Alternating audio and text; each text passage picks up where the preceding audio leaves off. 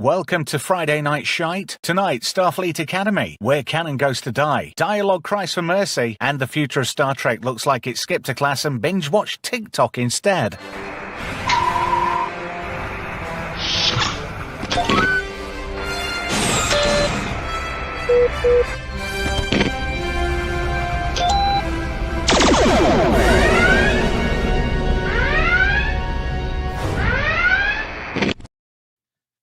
Oh, it's going to be a good one, this is. Welcome to Friday Night Shite, but for a change, we're doing Just Bad Trek to celebrate, the awesomeness that is Starfleet Academy. You mean Starfleet Leering Centre? That's it, yeah, I've seen that already. It's quite funny, isn't it? And it's quite relevant, really. Hello, Z3PO, our very own favourite android spunk rag. How are you diddling out, son? Oh, I'm moist. I'm raring to get into this testosterone-filled series. Are you smeared in bantha fodder by any chance? I most certainly am. And that goo from episode 2. Nice. Whatever that was. Some kind of speckle mucus, apparently. Yes, they all got a jar of cum to look after. Yeah, that was weird. It was like, I don't know where they milked that from.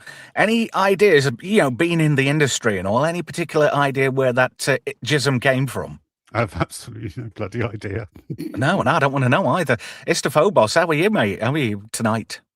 I'm still recovering from this horrible desecration, what I watched yesterday. It's certainly bastardized, I'll tell you that much. Right, shall we crack on with Let's this? get into it. Yeah. Now, before we get started, can I just say that they put the first episode on YouTube for free.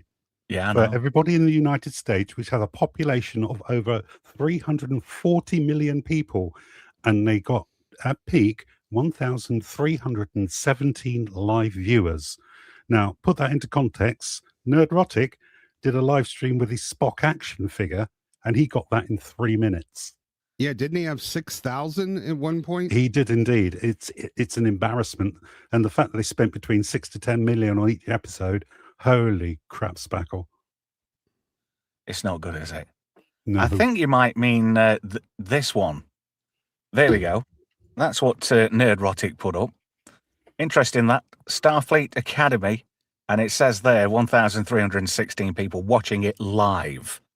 Only 125 likes. I would love to see the dashboard for Paramount Plus to see exactly how many downvotes they got. Definitely. Couldn't even give it away. How bad's that? Yeah, but at the same time, and it's very difficult. But I've sworn to be absolutely honest with other people and myself. Or what's the point of doing this? That this really is like the best thing that Kurtzman has made. And yes, the bar is really low. But I'm watching it. It's not Star Trek, and every single thing screams like present day. The language, the ideas, the talking, the concepts, the behaviors, everything is current day. But some of the humor actually did land, except it's quirky, snarky, Joss Whedon humor, and it doesn't belong in Star Trek. And I got to give credit to Professor R2, who said in a single sentence what I was trying to take paragraphs to describe. He said, Kurtzman finally made what he's always wanted to, Buffy the Vampire Slayer in space. Which is pretty much what it is. And in places, episode 2 kind of felt like a poor imitation of a Harry Potter movie. Just quickly, in the chat, Franco was first, Voice 2 getting sloppy seconds, Sword in the Storm being third. Paul Dickinson, hello to you. Professor R2 in the chat. Atom Grey 2. Skyfire 85, hello to you. Emperor Goodwin in there as well. And we're going to really tear this one. Even Argentum's in there. And even though she's a lady, there will be unladylike talk tonight. I do apologize. Well, there were dick jokes in the show, for God's sake. Yeah, that's really one in my they're Star Trek. About as well placed as a Your Mama joke in a Star Wars movie. I need to ask a serious question. Just 1 second. I need to ask a serious question. I noticed something at the beginning of this. Where's the daddy at? Well, that's the thing. It's very much like modern day. So it opens with a white American single mum with a mixed race baby. She's only missing a black eye and an EBT card. No mention of the father at all. Presumably, he went out for cigarettes. Yeah. Oh, we had to go there, Yeah. and I'm glad we did it now. He went out for space milk and never came back. Space cigarettes and space milk, and they're still waiting on him. You know what? Space Ice got him, didn't they? And they probably put him over that wall, which, strangely enough, in episode 2, how many times do you think the word wall was said? Oh, at least 20. And, you know, you joke about Space Ice, but there were a handful of comments that were direct digs. You know, I won't rest until Starfleet admits that her punishment was far excessive, was unjust, and that we shouldn't split up families. Like, oh, God, you're killing me. Just a point of a note worth noting. When we get to episode 2, which is far less complicated than what we're going to do for 1, but didn't you notice that the Beta Z president was more or less an analogy for Donald Trump? Oh, yeah, like you couldn't miss it. I know. They were hitting you over the head with a fucking sledgehammer. It was very political, and I didn't really like that fact, to be fair. Because it's so modern day leftists can relate to it. And it was all about San Francisco, of course. There's lots of comparisons, aren't there, with San Francisco and apparently the type of people you get in San Francisco. It was setting off my bombometer every 5 minutes. Reminded me of that Baz Luhrmann song. Visit California once, but leave before it makes you too soft. Yeah, but the head of Starfleet Academy goes, "Thank God for activists." Like, one, thank God. Where's God have anything to do with this? But then, of course, you know, they are praising the activists. This is nothing but a giant hand job to themselves for fighting the power. Well, they tend to write what they know. And because the writers of this series have got no actual life experience, they write about activism. And did you notice in both episodes, they seem to be selling socialism so hard it hurts? Yeah, I mean, let's face it. Starfleet is a socialist society. They don't have currency anymore, and obviously everybody's got a nice big vineyard like Captain Picard has. Yeah. Did you notice the comm badges kind of looked like Communist Party logos? Well, they look like vaginas because they're exactly like the giant space vagina ship. But here's my point. It's actually a condemnation of socialism by admitting that you can't be a pacifist if your next door neighbor isn't one too. If they're going to fight, then you have no choice but to fight as well. So, you know, they act all socialist and everything, but what do we need this giant, military for? Why are all these planets coming together? Because it's all about exploration, isn't it? In original Trek, it was all about the journey and the exploration and the learning and reaching out and trying to be the best that our species could be. But the weapons were there for their own safety. And they needed them a lot because everybody else in space seemed to be overly aggressive. Now, this is interesting. Do you know what went through my head when I saw this scene? Kangaroo court? Well, a little bit, but in space, no one can eat ice cream. Because the lady on the right, she's getting sentenced for stealing food and being in collusion with this space pirate. It all sort of like starts from here, doesn't it, really? We all get to get the bit of a backstory to this episode. But the interesting thing is, Holly Hunter's character, which, crikey, I just don't like Captain Nala Ake. She's just not very relatable. She's an advert for a fucking Shackleton's high seat chair. Every time I hear her voice, I think of Elastigirl. Do you know who I think of? They set a course for the DevRAM system. Ooh, respect my authority. She sounds like Eric Cartman. It's Elastigirl with no teeth and an overactive salivary gland because she can't really. But in Holly Hunter's defense, she had mumps when she was a kid, and it made her deaf in one ear. That's why she talks out of one side of her own mouth. So I'll cut her a break on that point. But I blame the casting department because all I fucking hear is Eric Cartman every time. Seriously. All I see is her crazy ass hair that's not Starfleet regulation, that's just trying to take over every scene she's in. I'm like, get a goddamn scrunchie or something, lady. You're killing me. You'd think for, the money she's on, they'd get some decent, I mean, up to 10 million per episode for this, right? You'd think they'd get somebody in the hair department who actually knows how to use fucking hair lacquer for a start. I just want to make a quick point here. Paul Giamatti plays Nuss Bracker. He's basically like a Harry Mudd space pirate type character. But I also think he's an analogy for toxic white male masculinity. Yep, because obviously the mother has been misled by the white man, and he's obviously to blame here. Of course he is. Yeah, it's kind of hard to view him as like a big bad as well, because but you know, I'll give him credit, man. He's a great actor, and he's got great acting chops. The only thing is that kept going through my mind is, you know, he looks like a pig and he makes me want to vomit. All I see is pig vomit from Howard Stern's Private Parts when I see Paul Giamatti. This was also an interesting little bit of an analogy here as well.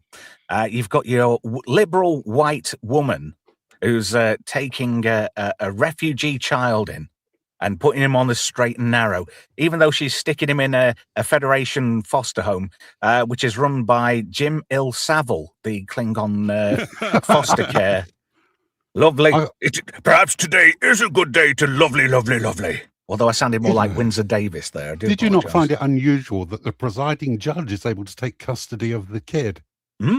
That seems like a major conflict of interest there. Maybe they're stealing from 2000 AD, you know, judge, jury, and executioner, and foster care, and social worker, and social worker.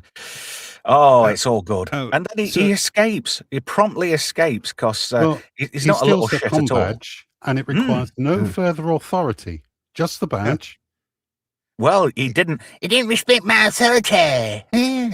So here's my question, though, and this is honest, because I believe the issue stems with the fact that they have no science fiction writers or even legitimate futurists on the team. We're talking a post-scarcity world, 850 years in the future. With the technology you have, you can make stuff, but you're rather using it to steal. You have replicators, you have unlimited energy, and instead of making the things you need to survive, you are using those same tools to go after and steal other people's stuff. It makes no logical sense whatsoever. No. Have they not mastered hydroponics by this century? You would have thought so. Professor R2's got a cracker here. All I see is a woman completely out of her depth and unequipped to lead a conga line, much less an elite academy. I don't think it's that elite, to be fair. Emperor Goodwin says Gem L will fix it. Lovely. Now then. Lovely. It's going to get boring, that, isn't it? All I can see is her character from Raising Arizona. Give me the toddler. I want a toddler. This is interesting. David, whatever. What a load of horseshit. You guys don't know what you're talking about. Well, we do, obviously. Well, explain it to us then, won't you? Yeah. That's very interesting. Why would somebody with the replicator need to steal food? Oh, this is interesting too. Cartoon Man says, my colleague likes this. Yes. She's a Yorkshire woman and a socialist. She's probably a leser as well. Yeah, they're instantly poking at the feels. From the opening line, they're saying all of the trigger phrases and warnings to let you know, we are on the side of the activists. So they're letting you know instantly, if you stick with us, we're going to get rid of all that toxic. Yeah, well, that's it. They've got to teach us all a lesson. Anyway, he promptly escapes. But later on, he's badly treated by law enforcement. There's another dig at Western society. He's badly treated because of the color of his skin. Yes. That's all I was getting from this. Well, in my experience, if you don't give law enforcement a hard time, they won't treat you badly. They tend to react in the same way that you're reacting to them. So cause and effect, my dear, as Doctor Who once said. But Captain Nala Ake, she lives on Bajor. She's 422 years old. How the fuck is she 422 years old? Well, she's not from Earth. Well, I gather that, but doesn't actually mention what species she is. First thing she does here is bollocks a couple of kids over ice cream. You know why they don't mention because they can't think of anything, and Starfleet up until now has had no such human-looking long-lived species. So they just have to say her species is very long-lived. But we don't know what it is because we don't really understand the world that we've stolen. True. We don't know all the rules. But she's the best girl boss ever. So the Admiral of Starfleet comes and gets her and hires her for a job to run Starfleet Academy. I mean, if somebody was running Starfleet Academy, I'd want somebody who's, you know, a bit more stern. But this is just, I don't know, white liberal women again. But anyway, he's a bad lad. And Caleb, this is Caleb Meir, played by Sandro Roster. And closer, please. Closer. Excuse me? Well, they've got him dressed up like Hannibal Lecter. That's because he's a biter. Well, I thought he looked like Bane. Yes. Well, he'd got a silencer. Starfleet is your ally. You won't get far, Captain. You're a white liberal female. Anyway, white liberal female. Oh my God! It's almost like I knew what was coming next. Oh dear. Admiral Male Gigolo, says Cartoon Man. I quite like that. So anyway, she's going to enroll him in Starfleet Academy, but the attitude on this guy is like, what the fuck ever?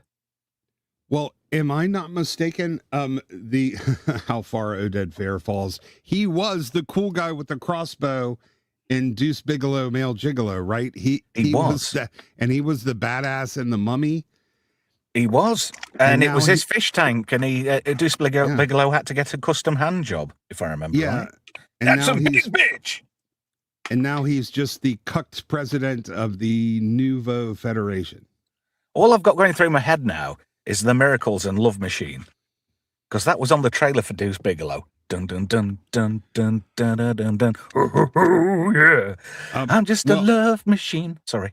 I have to give them credit for allowing an Israeli actor to play the president of the Federation when all of their demographic is not so favorably inclined to that place. Last time I saw him in anything other than Star Trek Discovery and Deuce Bigalow, he played an Israeli in Burn Notice, I think. Well, anyway, Captain Nala. That's a much better show. Yeah, innit? She's well chuffed with this. This is the USS Athena, which transforms. It's a transformer too, guys. It turns into Starfleet Academy. What a load of shit. It turns into a giant vagina. And yet again, it kind of looks like a really weird version of Discovery. This is how they're building spaceships in the 29th century. It looks absolute bollocks. It does. And even he's like, what the fuck? It's like, I'm in IKEA. It looks like a shopping mall, doesn't it? It's like Meadow Hall. Welcome to Meadow Hall of the 29th century. But just look at it. It's got a fucking tree and a foyer and everything. And welcome, cadets. Space cadets, but the wrong variety. Yeah, it's got plenty of lens flares, too, because I'm watching it and it's like, my eyes, This is perhaps the most fucking annoying character, I thought, in this particular episode. A female, get ready, a female Jem'Hadar Klingon hybrid. Yes. And she's second in command. Her father is a Jem'Hadar, her mother was Klingon, but the Jem'Hadar were cloned for warfare. Are they telling us they equip their battle clones with a dick and jizz? For what purpose? The only reason I can find is they also designed them to be a bit grapey. What did the writers mean by this? Well, I don't think Jem'Hadar even had dicks, did they? They don't have a sex. There's no female. There's no XY chromosome. The Jem'Hadar are genetically engineered without any sort of sex or gender whatsoever. There's no male or female to even be talked about. So, if the Jem'Hadar got a little handsy with the Klingon woman, there wouldn't have been a Y chromosome with which to, create. Oh, I guess she's a woman. So, okay, that makes sense. But there's no method for swapping genetic material, is what I'm saying. She's played by UK comedian Gina Yashere, who's only slightly funnier than Rosie Jones. Yeah, can you imagine? I didn't think any of the humor was particularly funny. It's like it tried hard but failed miserably. You know, apparently, yes, she's a comedian. The strain that girdle is under in order to make her look somewhat, sturdy rather than just body positive.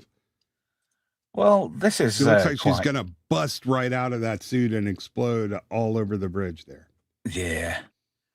I'll show you an interesting little video I found on X a little bit later on before we get on to episode 2. But yeah, Lyra Thock, which I thought just rhymed with cock. And I thought this was a load of cock.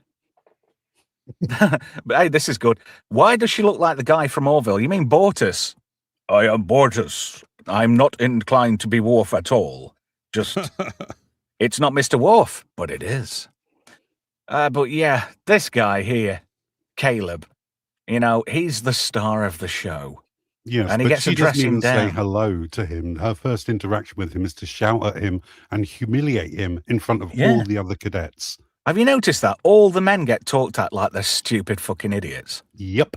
Well, every single time there's an interaction between a man and a woman, it's like, shut the fuck up. You're a man. What do you know? Oh, and you're possibly white. And also, it's very racist, I thought. I'm not sleeping with you. In their defense, the men are played as stupid idiots. So, there's that. Well, they're foils to make the girl bosses look good. That's all it is. They need somebody to boss. So that makes sense. Girl bosses be bossing. That's all it is. Yeah. And this guy, J. Den Cragg, played by Kareem Dayan. What a fucking name. I do not want to fight. I am here to learn and excel. He's, how can I put it? He's a pussy Klingon.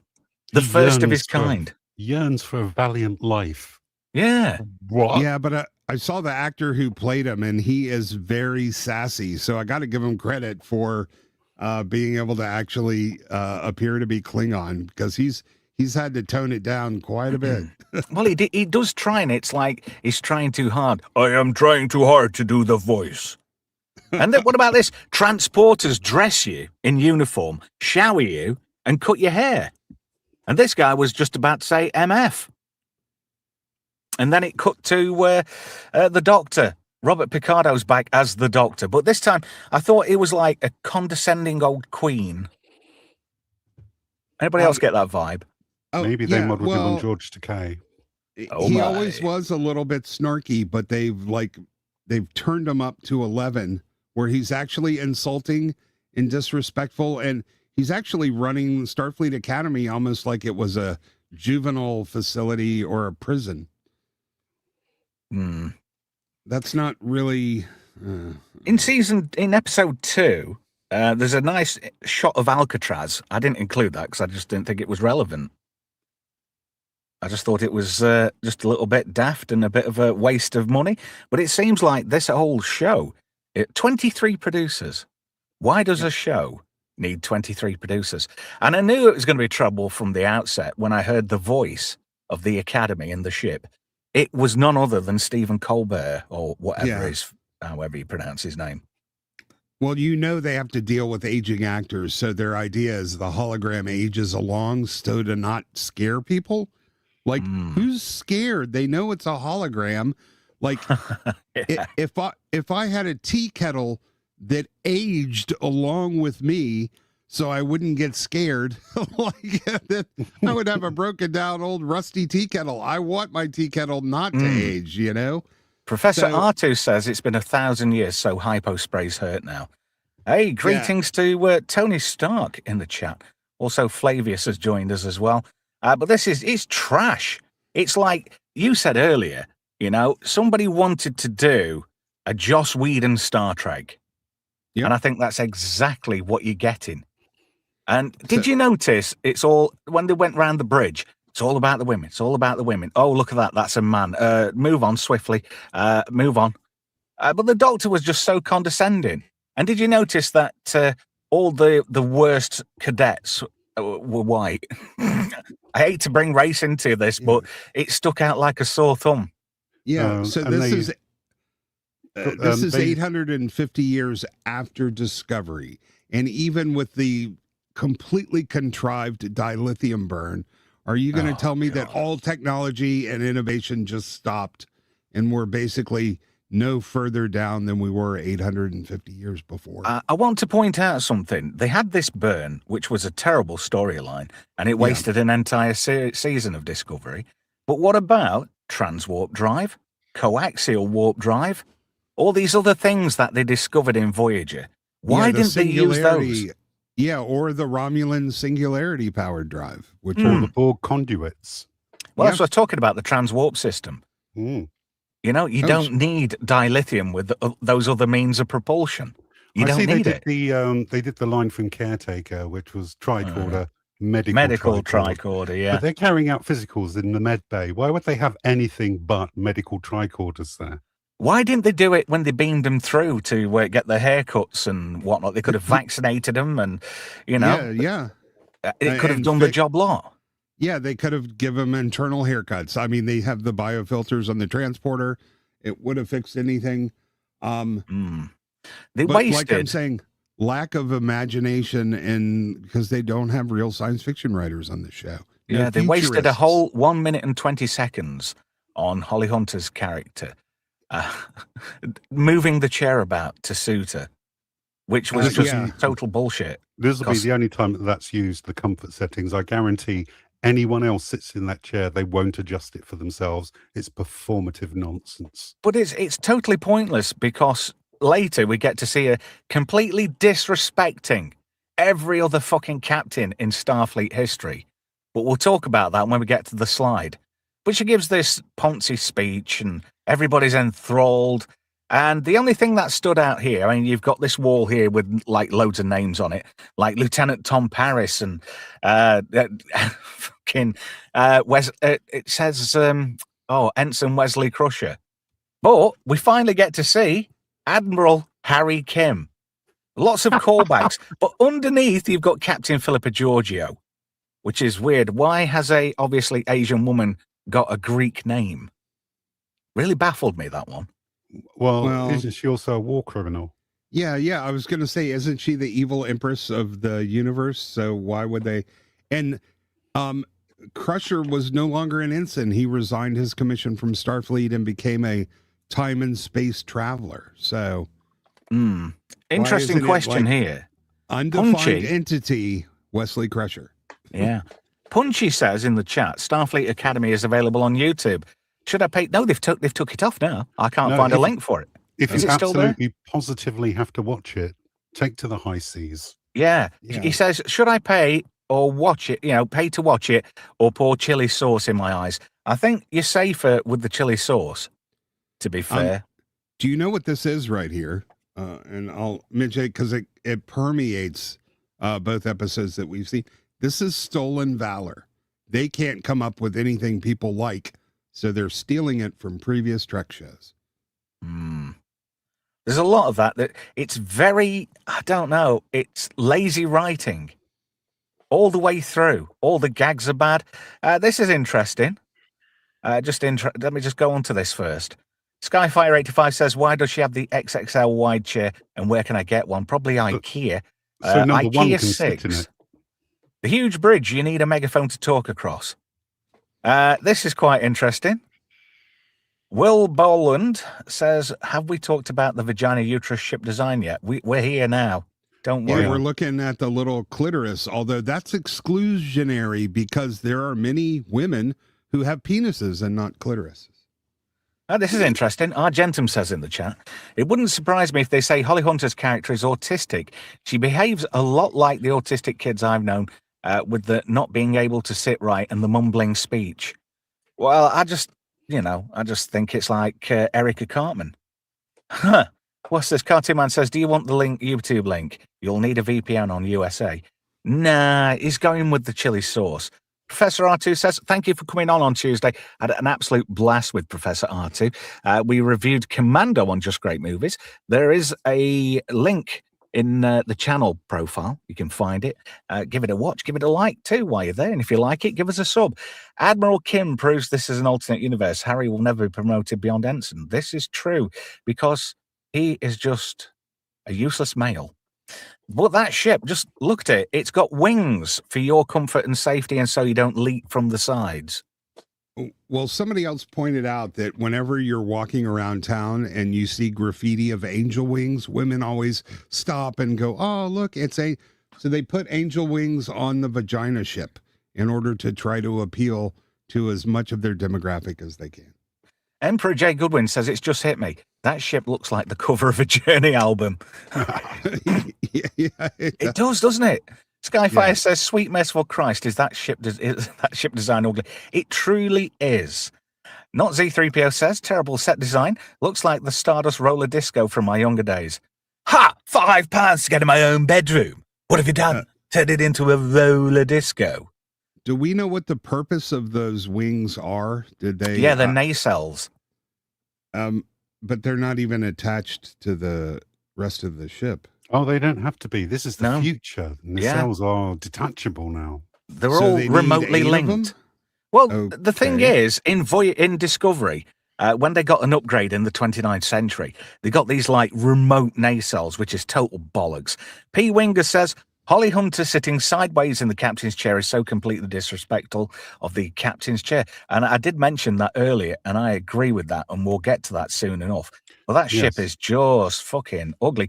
Again, lazy design. Can I just say that Athena is the ancient Greek goddess of wisdom, strategic warfare, handicraft, especially weaving, and reason. They may as well have just called it the USS Mary Sue. The only decent Athena is Athena from Battlestar Galactica, played by Maren Jensen. Maren Jensen. Oh, she had such beautiful hair, man. Didn't she? She had a beautiful everything. And Starbuck turned her down for Cassiopeia. P. Winger also says, "I'm trying to figure out why you would take an entire academic campus on a field trip in space and then land it back down again. The sheer cost of doing so must be beyond belief." Well, they can afford to do it, you know? They're going to take down some walls because, walls seem to be a thing, especially in episode 2. But look at this massive fucking disrespect. This boiled my piss beyond belief. The only captain, right, that's earned the privilege and the right to sit in the center seat. And what does she do? She's got her fucking boots on it and she sat in it like it's just some lounger she bought from the planet IKEA 6. Well, do you know what irritated me more? Go on, see. The Doctor had to enter the bridge by the turbo lift. He's a hologram. He can simply appear wherever he wants that has holo emitters. He doesn't have to go up a bloody turbo lift to get to the bridge. Definitely. Ister, you were going to say.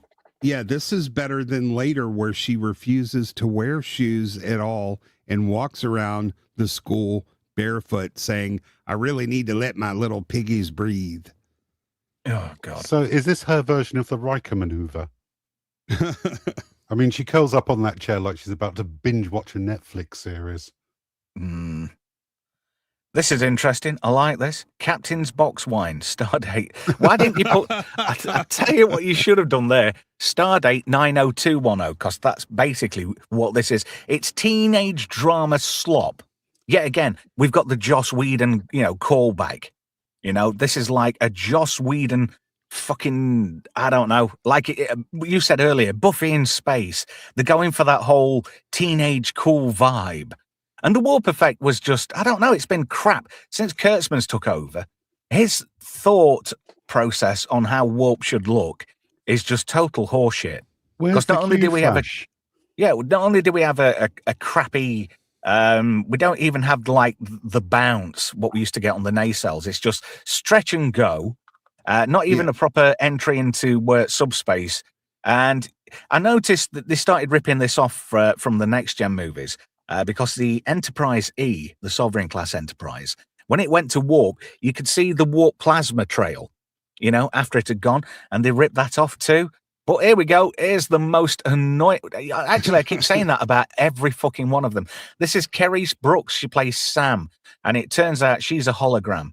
But I kind of think she looks like a real-life version of Squirtle from Pokemon. Why would you make one... Bulbasaur, sorry. Why would you make a hologram obese? And are you telling me 850 years after Discovery, warp nacelles not only had to get bigger, but they needed more of them? Yeah. You know, because they've got to have it fancy, you know, because it's the aesthetic. Just in case somebody's having a period, you know, they've got to make somebody feel comfortable. Yeah, I figured the idea would be to make them smaller, more compact, and less of a target because they generate the warp field around the ship. So they're just getting bigger and more spread out, kind of like Holly Hunter in the captain's chair. Yeah. JC Starhawk in chat says, I watched episode 1 and 2, and I will tell you Star Wars Acolyte is better. I kind of agree with that assessment. Argentum says, no shoes, more autistic behavior. One of the writers is autistic. I think the writers are all fucking stupid and lazy. Yeah? Yeah, and why would a hologram have a very complicated ethnic hair arrangement, which only exists because of real-life practical considerations? Yes, she's from a photonic species. She's not from Africa. No. Yeah, so nor she does really the character have any roots in Africa. So GC America OSS says Paramount thinks all the negative press is buzz. So are we working under the premise now that all publicity is good publicity, whether it's good or bad? Oh, Z, you're right. This is cultural appropriation. It is. The hologram doesn't have any legitimate ties to Africa.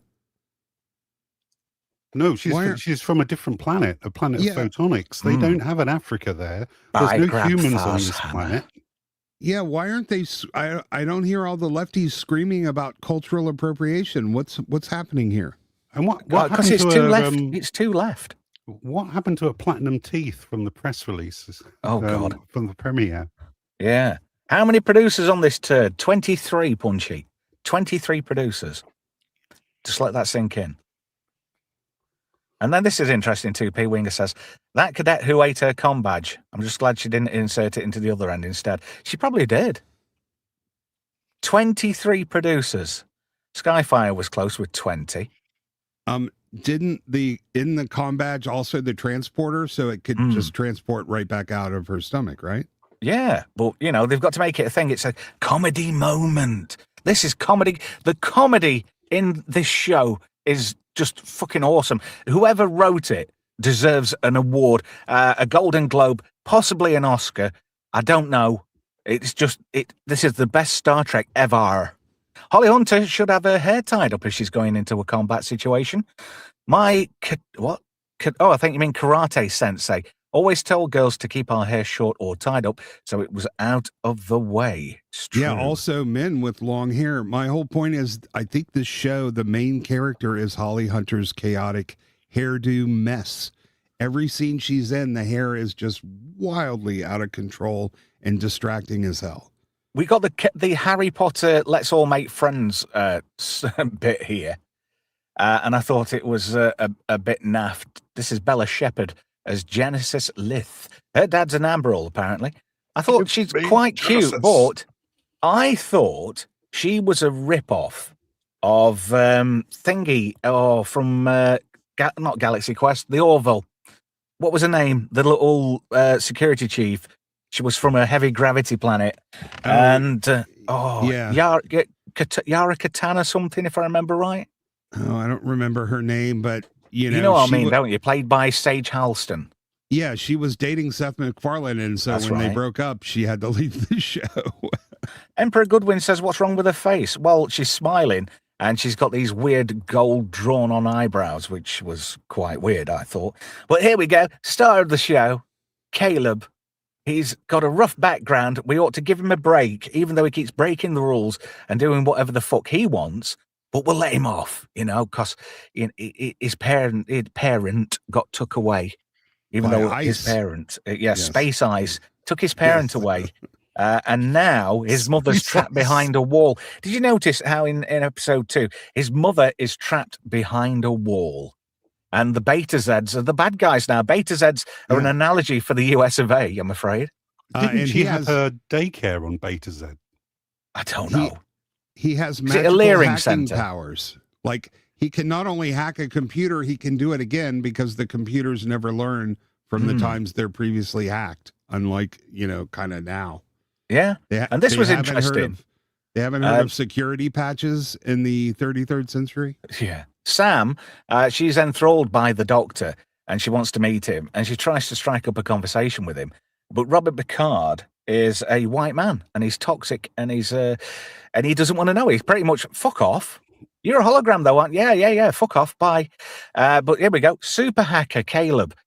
He's that selfish because he does whatever the fuck he wants. He sends a message out on a frequency known to space pirates, especially ones that look like pig vomit from Howard Stern's Private Parts. And he puts the whole ship in danger because he wants to send a message to his mum, who's never replied once in 16 years. So the ship immediately comes under attack. But look, we've got Girl Boss just standing there doing fuck all, the Doctor with his thumb up his arse, J-Den Crag, fucking J-Den. Whoever come up that, it's comedy gold, really. But Kareem's doing it for the paycheck. I think they were all doing it for the paycheck. But these torpedoes are a bit special, you see, because they encase the ship in carbonite. Space aids. Yeah, we've got the new bad guys, and I forgot the names already. Something like Geral or something, whatever. Corral Baral. This is how interesting I was. How far away were the pirates? They're still like right by Earth. Shouldn't they have the entire Starfleet there to defend them? They weren't at Earth when they set off. They were traveling to Earth, to San Francisco.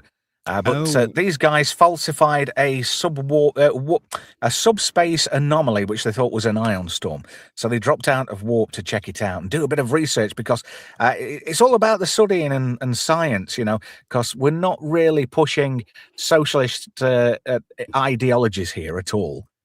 We're doing it for the science because Starfleet does that, you know. But yeah, again, you've got a couple of blokes driving the ship, and it's like, shut up. But it's funny. She'll listen to somebody else. Now, when the ship gets infected by the space aids, they say that the turrets are offline. Since when did Federation ships have turrets? Now, I checked this online, and in the Prime timeline, ships do not have turrets. Federation starships primarily use two types of phaser-based weaponry, which is phaser banks and phaser arrays. In the alternate Kelvin timeline, ships like the USS Kelvin and Enterprise have visible rotating phaser turrets. So this is not set in the Prime timeline. It's definitely set in the Kelvin timeline. So we've got a parallel Doctor then, have we? Yes. Which doesn't make sense, does it? No. So we're just going to drop out of warp and investigate this thing with a completely untrained crew full of cadets, instead of sending it along to one of our equipped science vessels that can investigate this anomaly. Wait and they a no minute. longer have sensors. They can't think or consider it might be a trap. Or is this not the plot so of contrived. Star Trek 2? It's contrived. It's so a ship full of cadets brutal. gets caught in a trap. Oh, yeah. You noticed that Blown too. to hell. Yeah, absolutely. Oh, but number one, she gets injured, but because she's a tough girl boss, who's half Jemadar, half Klingon, possibly a Lezer. She can hack it. And they make her chew on a fucking dog bone, don't they, like a dog toy later. But Sam, she's a hero because she's a holographic entity, a photonic. She can light guns. Yeah, she can light places up with a amazing personality because she's such a wondrous being. Never seen anything better. But all these cadets are locked out of everything because they are cadets. They're not even fully signed up to Starfleet yet. They haven't got to the actual... Even though they're on the Academy, it hasn't landed at the campus, so it's not become the Academy. But Pig Vomit, played by Paul Giamatti, he holographically beams in. He's not actually there, which is weird. They said some bullshit like receiving a holographic transmission. And then Paul Giamatti's character... beams on board, Nusbracker. And Holly Hunter's like, Nusbracker. Yeah, you're not respecting my girl boss authority. And he's like, I've watched this and I already forgot like half the contrivances they had to create in order to set up the situation they wanted to show. It's so not memorable at all. There's like not many lines at all which stand out and make you want to get invested in this show. So what actually happened a week before this? He sat in a barber's chair and said, "What'd it be, sir? Short back and sides? No. Noughts and crosses." Tic-tac-toe to our friends across the pond. Yeah, so they detected a transmission, and in 5 minutes they set up all this trap, and they were close. Oh yeah. Listen, let me just say, don't yell at me. I thought episode 2 was better, even though it was more boring. It was boring. I fell asleep twice watching the second episode. I had to rewind. But Caleb can't help himself. He's such a super hacker. He's not even white hat, grey hat, or black hat. He's just a twat. Sorry. But he hacks into the ship because he's figured out that this space age has got a frequency and he's going to hack the frequency. Meanwhile, tough girl boss is like, just get this thing out of me. They do like a Rambo 3 bit, don't they? With the, when he's in that tunnel and he pours the gunpowder in the wound and sets it off and he's all right. They do a similar thing here. This is another character as well. Who the fuck? I think this character is called Lieutenant Les A. I'm not sure. Do you think she's a Les A, Ister? I would just call her, what, a sausage roll? Dikey McShorthair, maybe? Like, quick, get Rosie O'Donnell's future self a pot knacker, quick. Yeah, there you go, Mr. O'Donnell. Yeah, no pronouns at all. Well, I'm not assuming her gender like you because, I'm better. Yeah, I'm a total bastard because I'm a white male and I'm misogynistic. JC Starhawk says Giamatti needs a paycheck, but come on, dude. It can't be that bad. Obviously, it is. It's a little known fact, but if you go and look on the wiki and then go see the off-Broadway play that the wiki refers to, you will find the information you need to understand. Apparently in the burn, they also burned Ozempic. So they've lost the recipe and now no longer works. That's bullshit because Tilly's had it. Graham says Lieutenant Cake Munch. I think it's more like Lieutenant Rug Munch, to be fair. Paul Dickinson in the chat says, why isn't she in dungarees? She probably fucking can't get any to fit her or any without a shoehorn. Nobody wants to help her because her fanny smells. Shane Gillis on estrogen says GC American OSS. Right. Lieutenant Butch. Is she an instructor or is she a cadet? I don't know. I think she's just on the prowl for a bit of fresh bush. Because wouldn't the first thing you do in an emergency is have all the instructors that know what they're doing, like report to the bridge and, send the little kiddies off to their rooms to be general quarters alert, so to speak? That cadet definitely drives a Subaru. She's not a cadet. She's an officer. Lieutenant Butch. It's Norm, says Wearing a Bly. And this is great from Flav. Make Ozempic great again. Oh, dear. Yeah. Mate, tickled me anyway. So they can't even turn on the emergency systems, but Mr. Magical Hacker just continues to get through whatever that he wants to. They don't even show him fake hacking. He's just magically turning everything on. Guy Gadbois, I think that is. At least everyone in the future is well fed, if not overfed. I think she has been strapped to the fucking replicator. Speaking of straps, Paul Dinkinson says, I'm the strap-ons. Oh. Skyfire says, Ister, she's the HR rep, I think, from Skyfire 85. Officer Border Collie. Well, that would seem accurate because there's a man on the deck and she's got her face on, hasn't she? Hang on a minute. Doesn't he look like one of the people from the Star Wars cantina, but without the proby eye things? Oh, she's the intimacy coordinator. Now it makes all sense. She's just there to make all the other losers feel better about themselves, said Argentum. Oh, what's this? She's definitely a dog groomer, says Atten Gray, but she's willing to work with kids. Oh. Now then. Lovely. Flab says she has a personal replicator to keep up. I think she's beaming in the fucking pot knackers by the minute. GC Americas says Whoopi Goldberg actually fits this cast. True. This is good. Guy Gadbois. Apparently the burn didn't stop the DoorDash. It's called Shuttle Dash now. Oh, for fuck's sake. Yeah. Beam me in a takeaway, please. But yeah, I mean, just look at that. I hate men. I need a wife. Let's get to San Francisco. I can have a shit in a street, especially in the pork chop district. And she's like, no, don't go to the pork chop district. Look at that hair. No, it's not pork. No, it's not pork chop. It's tenderloin, isn't it? Fuck me. She hasn't washed it in 200 years. Look at that. Yeah. Like it just stepped out of a warp core. Use conditioner, dog. But look at Paul Giamatti. I'm a toxic white male, honey.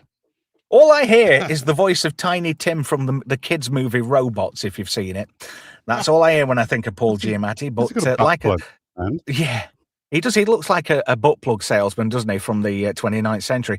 But all I'm hearing here is when I did that intro last week when I was, got some bad news for you, honey. You're so shit already. That's all that keeps going through my head. But look at it, in the chair again, disrespecting the fucking centre seat. What a unt. The unt meter is going off the fucking charts right now. Oh, dear. But this is interesting. Professor R2 says airlock dash. Yes, she needs one of those too. Holly Hunter's just had a stroke. Oh, I do. I'm sorry to hear that. I think you might be just having a laugh there.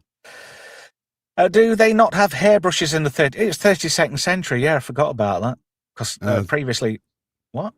33rd, I think. Oh. But anyway, like you said, it's 150 years after discovery, which was 29th century. She looks like she's cowering in her chair. I don't know. It would have made a lot more sense if she just got up and walked through him. Ooh. I'm not putting that on. Ooh, that's a bit rough. Jay Goodwin says, Professor R2, none of these are fit to dash. There's not many of them, I don't think. I don't think they could run after an ice cream van. Although they'd try.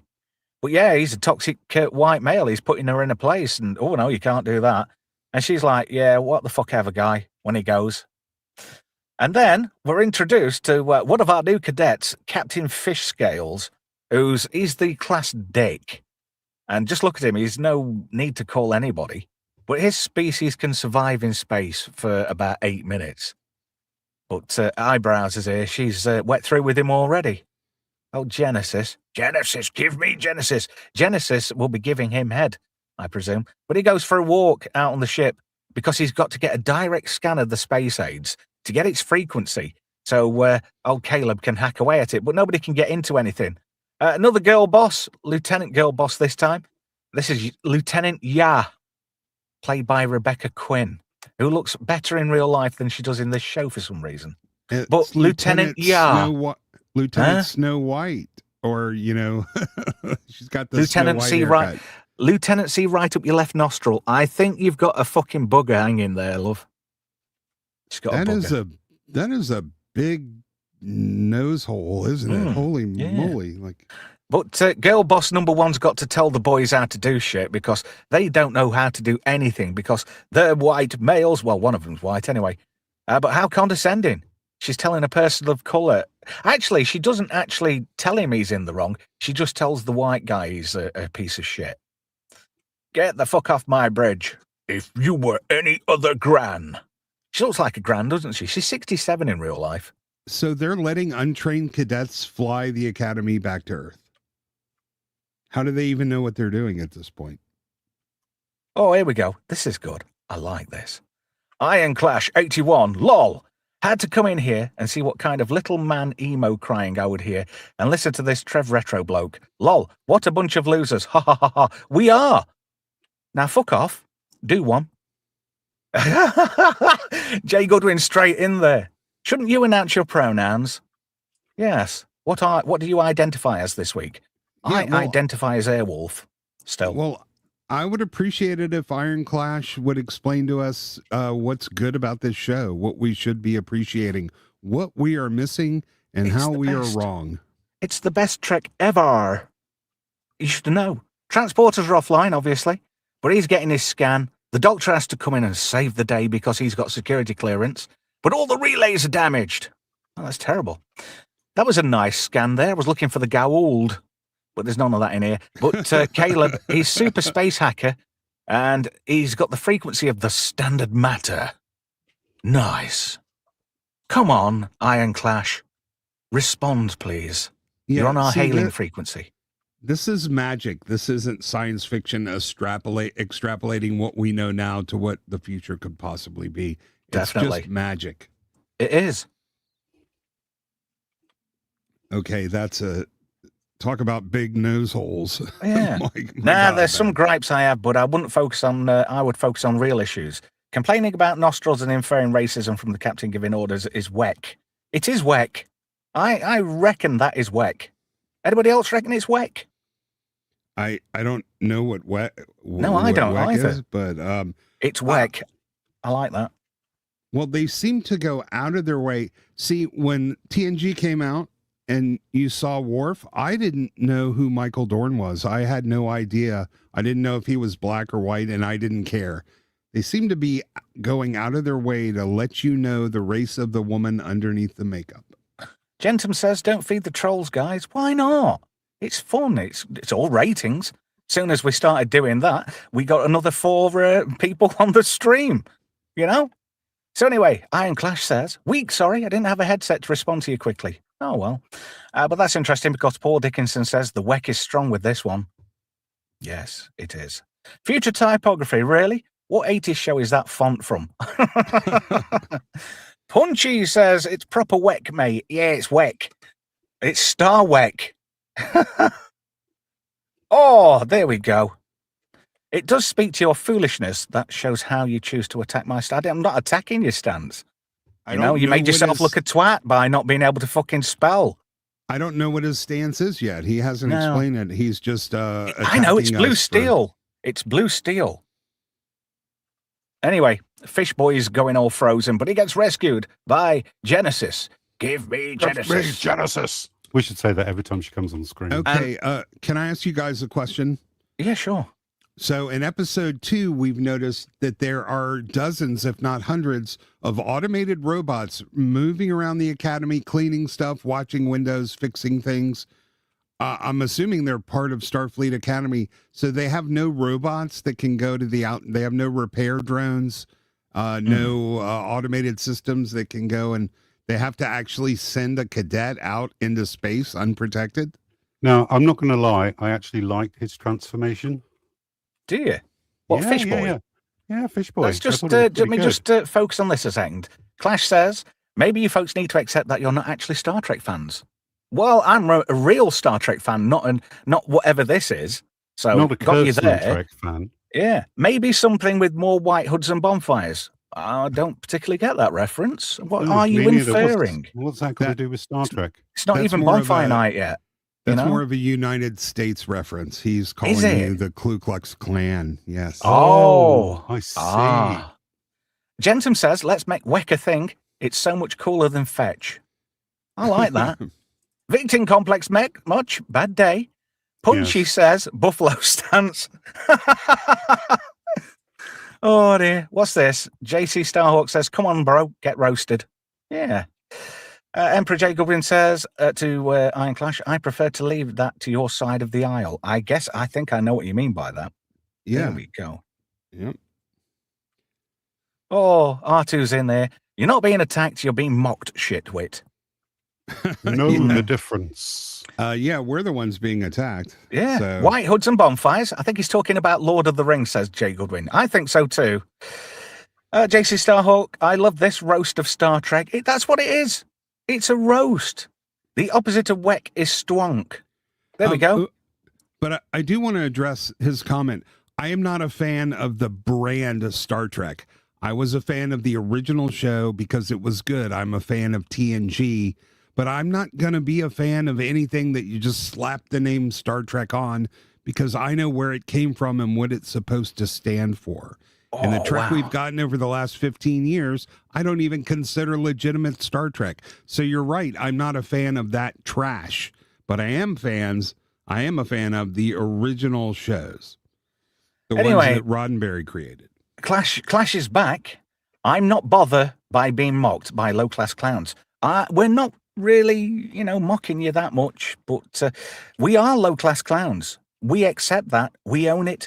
We take responsibility, and I think you need autocorrect. There you go, you've got it. I feel oppressed, says Punchy. Yeah. Oh, Atom Gray says, come on, chat, let's hug it out. JC says, low class? Really? We are low class. Hey, speak for yourself. I used to be rich. I've never been rich. Do you know, all this entitlement and white privilege, where the fuck is it? I've never had any of that. Oh, R2, calm down. Don't feed the troll. And I don't care about the opinion of shills, Clash. Yep. Oh, another one. Here we go.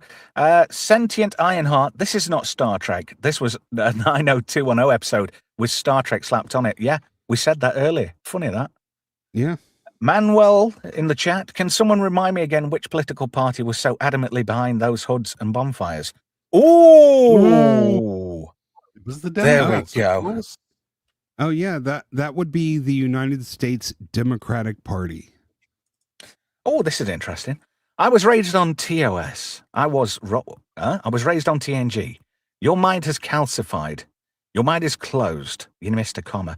There are plenty of elements of classic Trek in the new shows.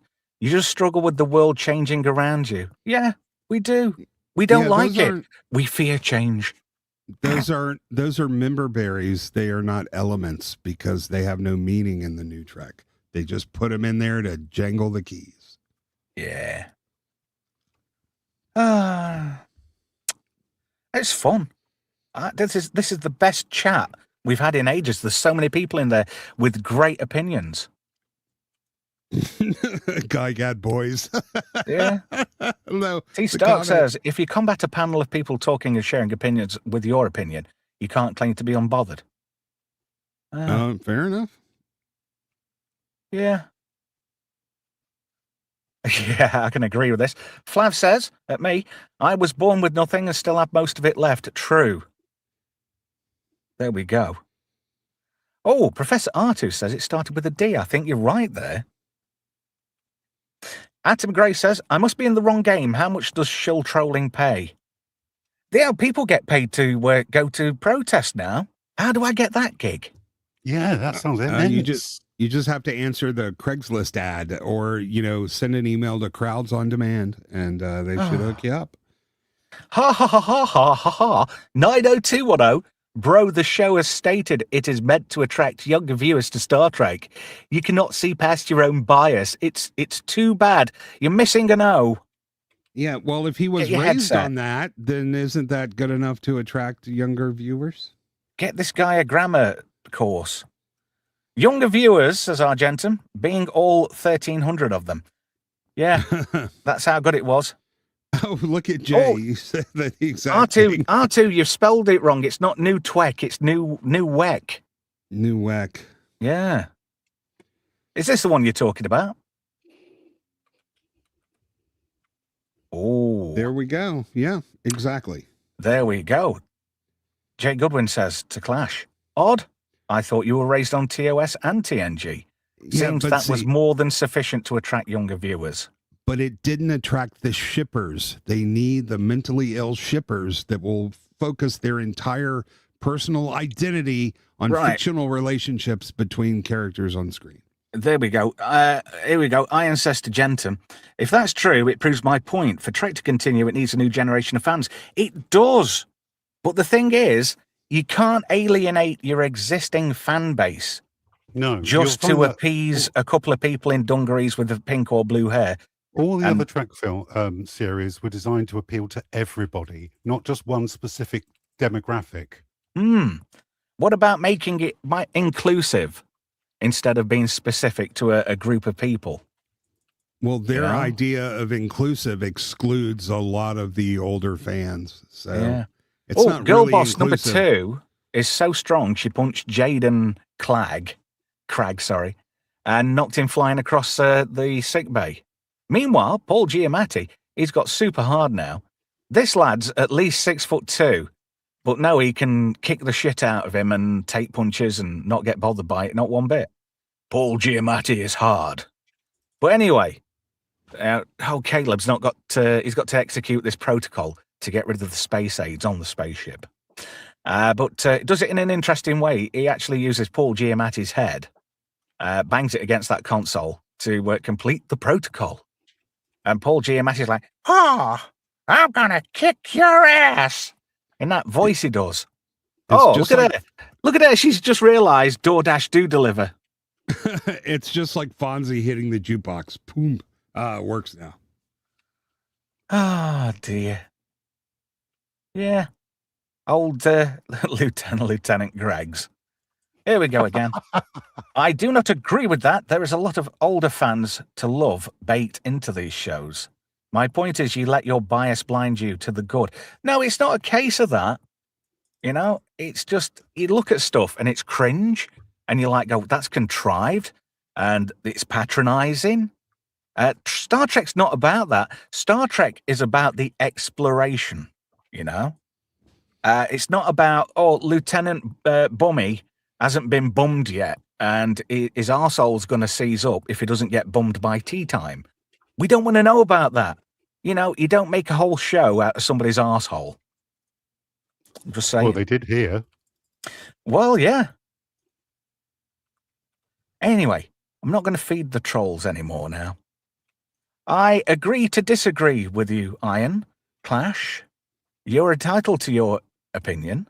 We're entitled to ours. If you don't like our opinion, fuck off. Simple. There you go.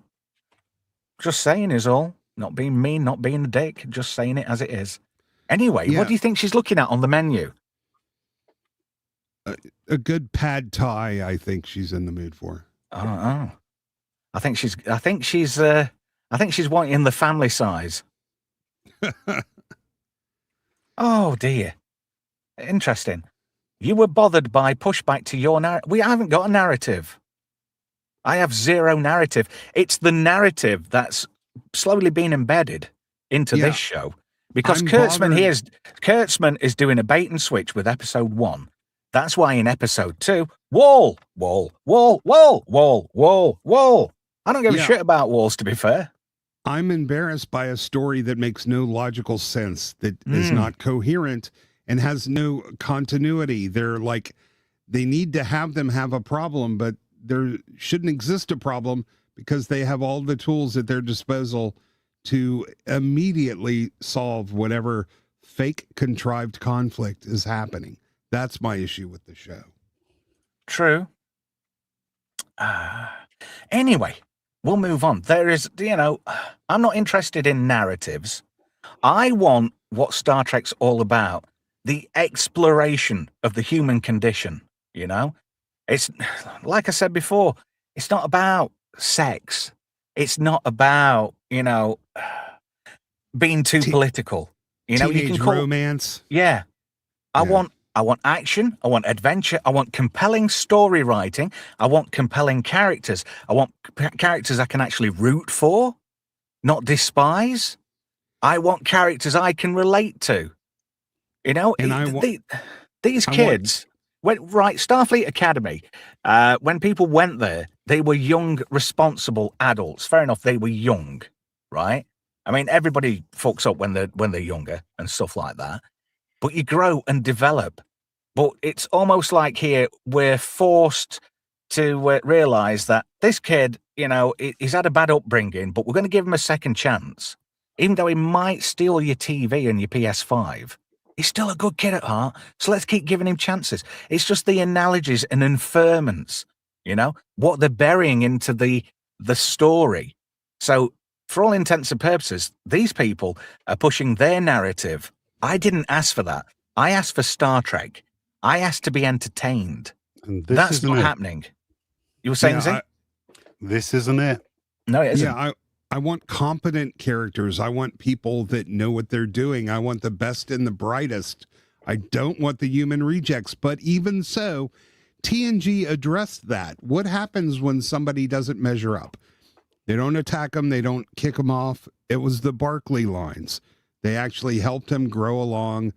And that's what happens when somebody doesn't measure up. Not these crayon eaters and paste eaters and somebody too dumb not to eat their comm badge, for God's sake. You don't eat a comm badge. If you're a sentient photonic being, surely you've got some form of AI and intelligence inbuilt. So you're not going to go, oh, I'll just stick this shit in my mouth. Paul Giamatti gets away because he's a... Have you noticed? White toxic man gets away with it. Scot-free. Wait, did the hologram eat the comm badge? I thought it was the little fat girl. No, it's the little fat girl. The little fat girl is the hologram. No, there's another one. There are plenty of them. The terrified cadet. Nobody knows who her name is. Jaden Cragg. I love that name. Are we terrible people? We must be terrible people. You know. Well, I mean, if you go and have a look at the audience score for this on Rotten Tomatoes, it's languishing in the mid-30s. It's not being reviewed bomb. It's genuinely that bad. Right, I'm going to look that up right now. Starfleet Academy. And remember that's including all the paid shell reviews that they've padded it out with. So, well, and if you look at the paid people that are paid to go reviewers, round to. Yeah, Sorry. this is the best Star Trek ever, according to the reviewers. But the people who actually pay for Paramount Plus and watch it have other ideas. Apparently, a lot of people are claiming on Twitter that they've actually cancelled their subscriptions today. I don't blame them. You know, maybe that's true. Maybe it's not. Well, now that Taylor Sheridan is leaving, what's the point of Paramount Plus? Well, there is that, I guess. So everything's all like cool and cushy and we're all celebrating. There's another little issue here. Right? Are you ready for this? I mean, not only does the ship look shit, but when it gets to San Francisco, it's a transformer. It turns into the Academy. Anybody know what's wrong with this picture? I do. Go on then. Go on then. It's from the original series episode, Let That Be Your Last Battlefield, where Lokai and Bele are the last of their kind, and they're both male. There are no other people on Charon. And they died. Irritates me immensely. Their hair is also brown. It's not split 50-50. Now, I do appreciate that a character just like this appeared in the background of the Section 31 movie, but nobody watched that. No, they didn't. You're absolutely right. I just want to get to the end of the slides. But look at Caleb. He's like, I don't give a fuck about this shit. I'm the superstar here. The Orion girls doesn't look very slavey at all, does she? But yeah, that's totally on point. How can she exist? That's a girl. Yeah, because they just read the Star Trek wikis. They didn't actually watch the show or like the show. Yeah. As Graham says in the chat, the people of Sharon, it was a desolate planet 1,300 years ago. They wiped themselves out. They did indeed. You know? So there's no people left on Sharon. So have you been on Sharon, Z? No. I've been on a few sailors, but not Sharon. Well, anyway, Caleb's the star of the story, despite his having a bad start in life. But Girl Boss says, you didn't respect my authority, but we'll see what happens next week. Oh, it is. It's just bad Trek. Oh, I'm getting ready for that. Oh, I can't wait to show that. Oh, I think you know where I'm going to go with that, don't you? Yeah, you do. Of course you do. I just want to share this with you. Episode there we 2? go. Oh, okay. There we go. Average to artometer, the shells say 85%. Punters say 35%. That's generous. It's generous. It's over generous, I think.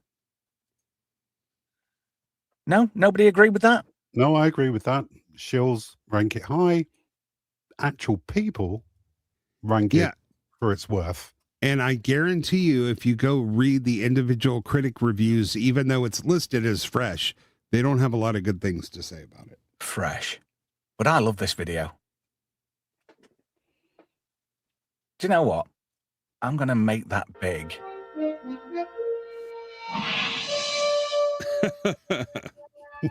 These are the voyages of the starship Enterprise. Its 5-year mission: to explore strange new worlds, to seek out new life and new civilizations, to boldly go where no man has gone before.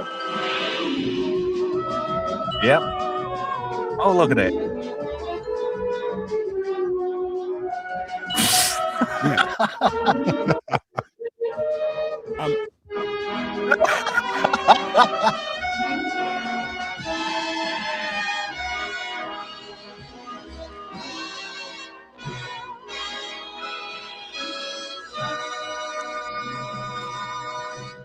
Yeah, that's pretty much the size of it.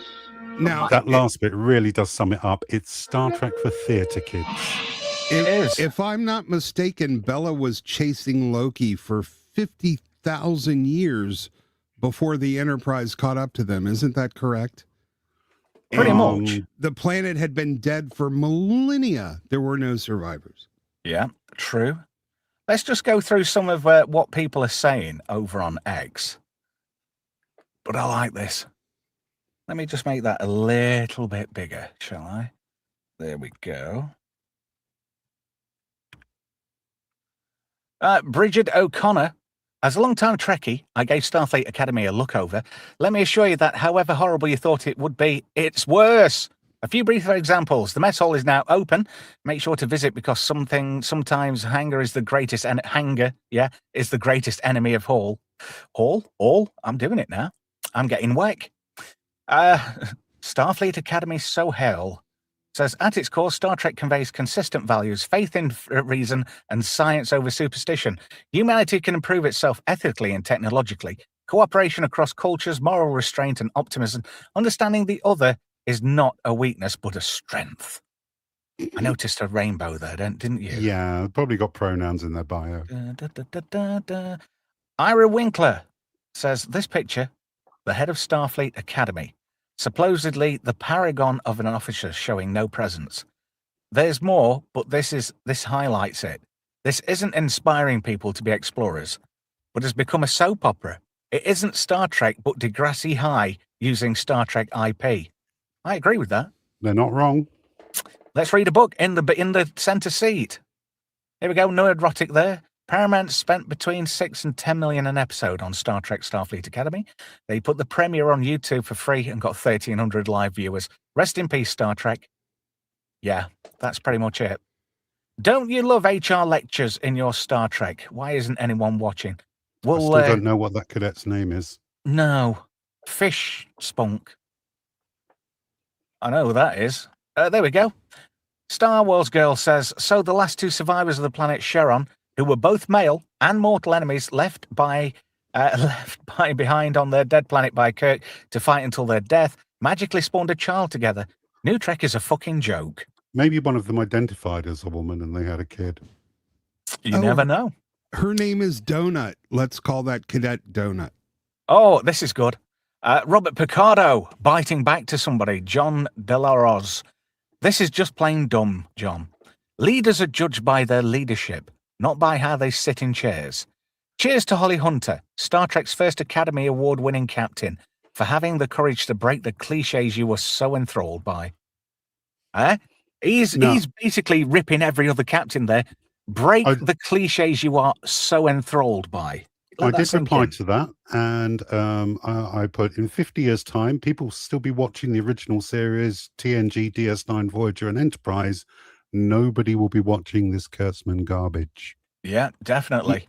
Yeah, part of being a good leader and demonstrating leadership is setting an example. And she is not setting an example for the cadets lazing around, laying down on their chairs and not wearing shoes and breaking the rules. She's not promoting good posture. I think that's terrible. She's setting an example to these young people. Not the Bee says Paramount only hit 1,300 live viewers during the free YouTube premiere of Woke New Star Trek show. Oh, dear. Oh, yeah, but they had 20,000 dead viewers, much like Democratic votes. Goodbye, monetization. Sacred Cow Shipyard says... Sorry. It's all right, fuck you. In one of the more preachy episodes of TOS, the Sharonians annihilated themselves down to 2 males, all because a different side of their face was the wrong colour. So, of course, the modern writers had to magically resurrect them. There we go. Anyway, more of this. Sandy Peterson says, dang it, according to this ridiculous picture, it would seem that in their final battle on Sharan, Lokai managed to kill Commissioner Belay, Frank Gorshin, escape the planet, and I guess have a kid. Too bad I was rooting for Belay. I can't leave it at that. How the heck? Fiddler. I think they had a bum. Yeah, notice his hair is not a different color on each side. No, funny that. He's got regular hair. Yeah. Wouldn't it be funny if she had the hair opposite to the colour and she'd look like a fucking chessboard? But anyway, I digress. Do you realize, though, every time a Sharonian looks in the mirror, they see the enemy? It must be very frustrating. Do you know what their national anthem is? Do you know what their national anthem is? No. My Sharona. Anyway, I Hypocrite says, looks like a low-budget fan-made project. Disbrew says, almost spit my drink out. I bet there was a lot of spitting behind closed curtains on this production. Cabrutus says, the very diverse Star Trek cadets are now required to undergo DEI training led by a wine granny. Oh, yeah, nailed it. If I had a gif of a nuke, somebody, like a nuke going off and somebody dropping a mic, this would be it. Nick Dixon says, wow, the cocky guy who gets patronized by an annoying woman isn't even white. This is real progress. Fair enough. No. Fair enough. I think we've been seeing a lot of that. All you have to do is be a man now. It doesn't even matter that if you're you've not got a white man. testicles, you're toxic. Toxic testicles. Ian Miles Chung says, Star Trek is now written by obnoxious lesbians who write self-insert characters to take over the scenes. There is a lot of lesing going off, I must admit. Critical Drinker, who got reposted by Alan. The sad part is, I bet they didn't even get paid for shilling this stuff. They did it for free. Drinker says, there's cope and then there's delusion. Then there's whatever this article is supposed to be. Star Trek Starfleet Academy review, a beautiful series for old Trekkies and old and new fans alike, from the Mary Sue. Not surprised. There's that space spunk you were talking about there, Z. Ollie London says, Star Trek Starfleet Academy series branded woke for featuring DEI training scene. Well, you know, that's pretty much after the first 2 episodes, execs at Paramount must be absolutely fuming with the response. Mag says, can we please return to space exploration and optimism? See, this is what I was saying to, what was his name? I forgot already. Ironclad. Was it Ironclad? Anyway, Clash. That was Iron Clash. That's what I was saying to him. You know, can we please return to space exploration and optimism? There we go. Emerald Apple says, I think this is just worse than AI slop. At least AI would keep the lore consistent. Fuck your canon. Fuck your canon and what you think. Can I answer Iron Clash's question? I have a real answer for him. So in the original Star Trek, they set up conflict. They set up questions, and they used allegory often to do it. But what they did is they presented a situation to you and asked you what to think about it. The new Star Trek doesn't ask you anything. It tells you what to think about the situations that they are contrivingly showing you. That is the difference. Old Trek doesn't tell you what to think. New Trek only tells you what to think, what the right answer is. And that's the difference. Interestingly, Graham says, New Trek is woke. Old Trek was progressive. That's the difference. And I tend to agree with that. Z3PO says, more bad than woke. And OCG, old cranky gamer, it's his birthday. Happy birthday. Nice to have you on the channel. He does mention you here, Z. He says that Jay Goodwin and Atom Gray and Argentum. Seems this is another channel stream I should follow since Z is here. Hey, we're here too. It's nice to be appreciated. So many happy returns, old cranky gamer. The best to you. We'd send you a pot knacker, but you're probably in the States and it'd probably be out of date by the time you got it. John Del Arroz says, after a full day and everyone talking about it, Starfleet Academy only has 56k views. Oof. Progressive has kind of become a bad word too. I actually used to describe myself as that. I would never use that word now. Yeah, it's become a parody of itself now. You've got all these people that are, well, what it is, you've got a bunch of people who think they're being self-righteous, but they're just fucking idiots. They're being used for political reasons, and that's what annoys me. I'm like Gaius Baltar from the reimagining of Battlestar Galactica when he said he was on nobody's side.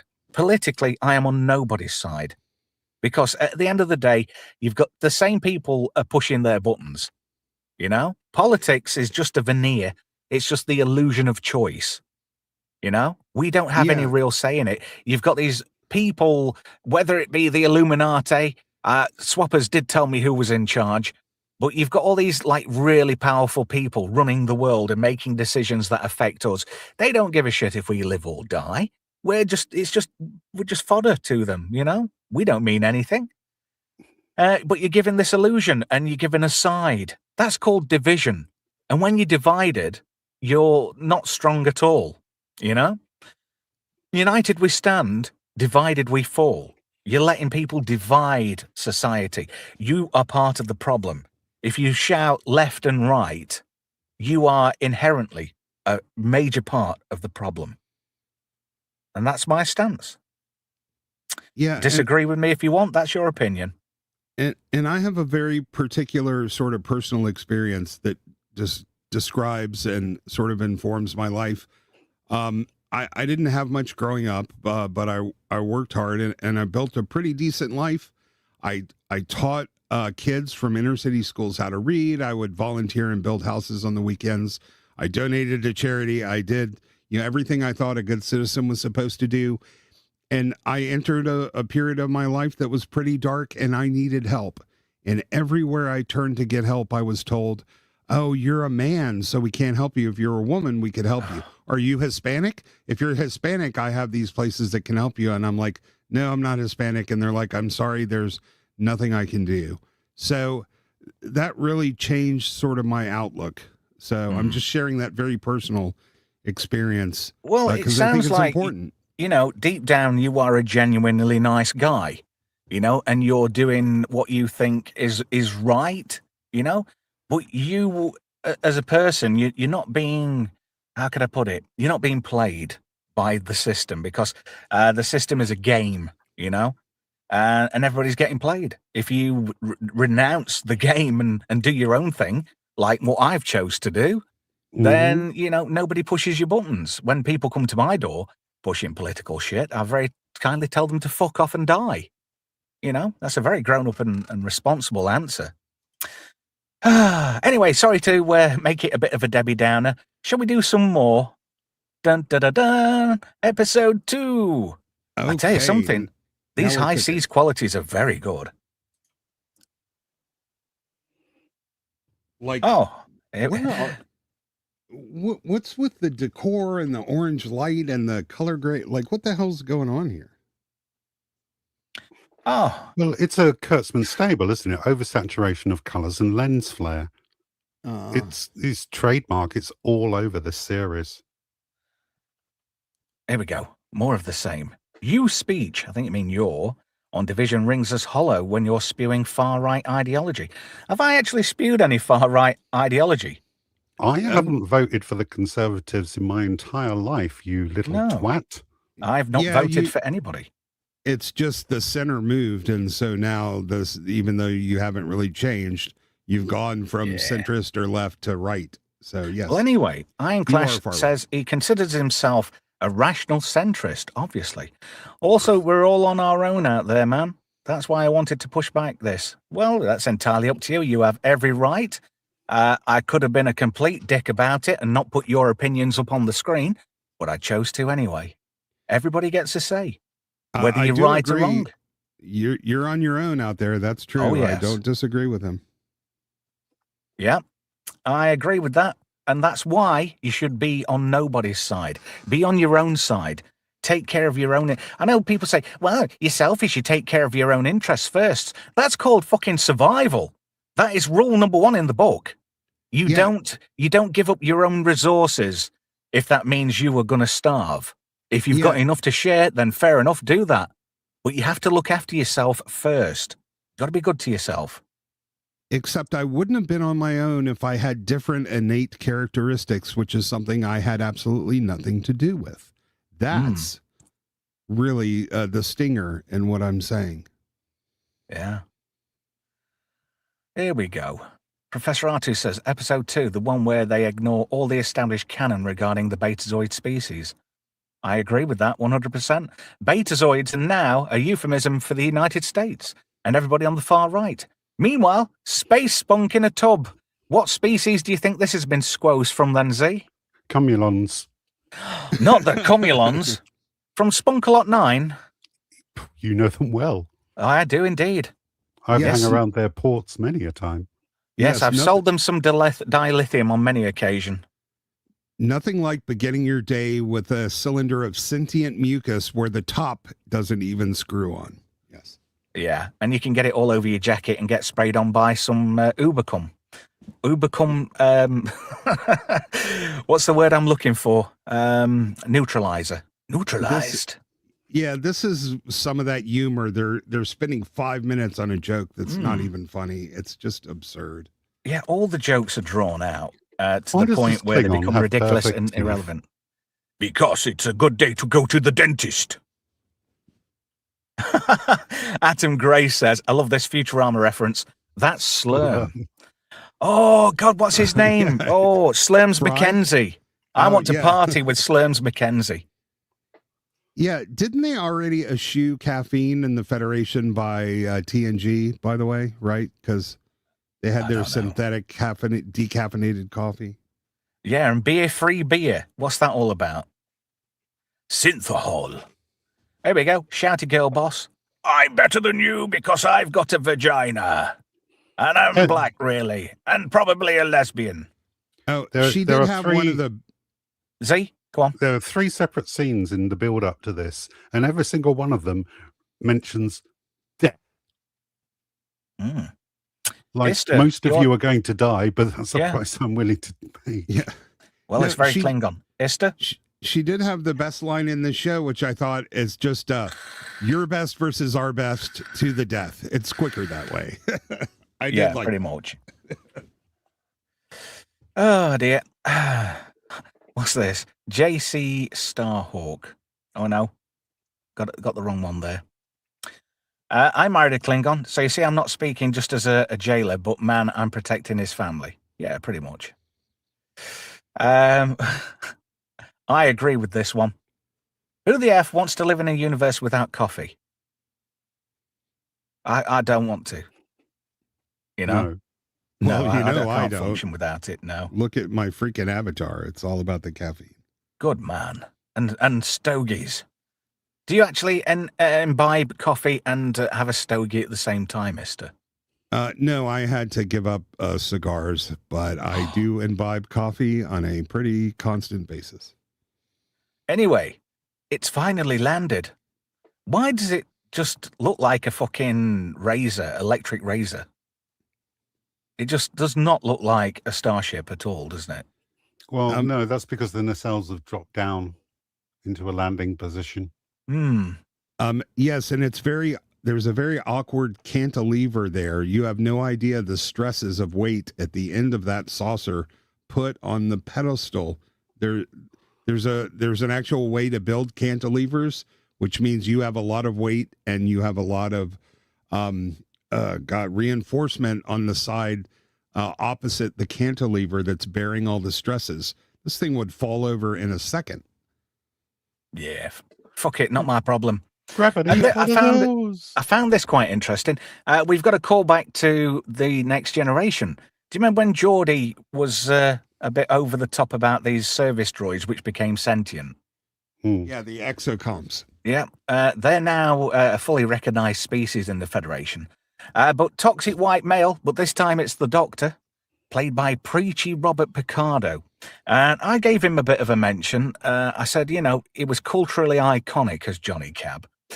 He was great as Star Killer, the Cowboy, and a few other characters, even Whack from the Explorers. I had a lot of respect for Robert Picardo, but when he's coming out with all this preachy bullshit on X, making out everybody's an arsehole, but he's just taking a fucking paycheck. He's just sucking up to Kurtzman and co. because he's paying for his fucking retirement. But Holly Hunter's character, she keeps just fucking bouncing around and moving away from him all the time. So that kind of spoke volumes to me. It's a bit preachy. You're a toxic white male. I've got to get away from you. You're no good. Even though he's older than her, more seasoned. And really, it's kind of racist in a way because, he's the first of his kind in the Federation. He's the first sentient photonic life form. But she's been very xenophobic towards him, I thought. Anybody else get that vibe? A bit of a hypocrisy from Starfleet's finest? She's being disrespectful to a fellow officer, and I want to know why the planet has not been completely overrun by exocomps, since they can reproduce by building more. It's already been overcome by socialist ideology. That's okay, because Caleb's the man. But he gets an interesting little mission here. Again, he's constantly in the shit, but he gets more fucking comebacks than Shwaddy Waddy, which is a bit naff. But you've got girl boss number 2. She's constantly sort of like trying to prompt him to say and do the right things. And Captain Ake. Nala Ake, what a name. I'm just going to call her Naka from now on. Captain Naka. Ake. Yeah. Well, she's just like, she's condescending to the max. Well, I mean, all the officers in this are disrespectful. All the cadets in this are disrespectful. They treat Starfleet like it's a joke. Yeah. But at the same time, preaching how serious things are. Yeah, why have rules at all then if there's no consequence for breaking them? And can you imagine how the other cadets feel? This little guy gets away with doing everything he wants while nobody else can. Can you imagine how they would feel toward this one guy? He's the teacher's pet. He is. He's her pet project too. I guess she's kind of dragging some white liberal female guilt because she didn't do enough for him when she put him into the Jamel Savile care home on that weird fostering planet. Lovely, lovely, lovely 6. And then we get more condescension from wine-drinking gay granny. This was just cringe, I thought. I've never liked Tig Notaro. No, neither have I, and I've never found her particularly funny either. I'm guessing she's munching the rug. She looks atypical Les. She's definitely a rug muncher. She's not a fat Les, though. She's a skinny Les. Skinny, ugly Les. I bet she's got a couple of turkey basters at home as well, for a guess. But she just basically spends 10 minutes condescending the boys. You don't know anything. You've got penises. What could you possibly know? Yeah, she's giving a diversity, equity, and inclusion lecture. Yeah, an interesting subject matter for a supposed physicist, temporal physics talk. Yeah. It's temporal DEI. This is Zoe Steiner, who plays Tamira Sadal. She's the daughter of the Beta Z president. And at first, I thought it was a young Rachel Weisz. Yeah. Anybody else get that vibe? Oh, absolutely. That's why, yeah, she really does look a lot like her. Have you noticed how all the Betazoids in this have brown eyes and not black eyes like Deanna and her mother? Well, Caleb is a person of colour. If she dates him, she may end up with a black eye, maybe 2. There you go, Ironclad. There you go, Ironclad. Get you something to chew at there. Anyway, I thought she was rather gorgeous and quite alluring, but she's taken a shine, sat on that bench, although the shoes look really sketchy. Yeah. Hey, hey, hey, hey. Hey, hey, hey, it's a white chick. Oh dear, I used to love Fat Albert when I was a kid, before I understood there was a thing called racism.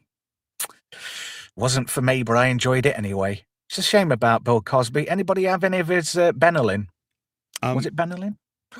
I want to point out that up to this point, everything they do and say in here just really smacks of present day. There is nothing that gives me the impression this is 850 years, 1,000 years into the future. Nothing whatsoever. This is all present day issues, problems, attitudes, language. It's all right here, right now. It's Buffy the Vampire Slayer in space. Now, this is an interesting contradiction in terms. Tig Notaro, says Collistan42. I'm confused about lesers. If they like women, why do they all dress and style themselves like men? Because they want a woman that likes a woman, but is also slightly attracted to men or butch women. There we go. It takes some licking, to be fair. Don't knock it until you've tried it. Who makes sea sandwiches in a lesbian relationship? Jesus, I could gargle with this chick's piss. She is gorgeous. Honestly, I couldn't care if she got the biggest yeast infection ever.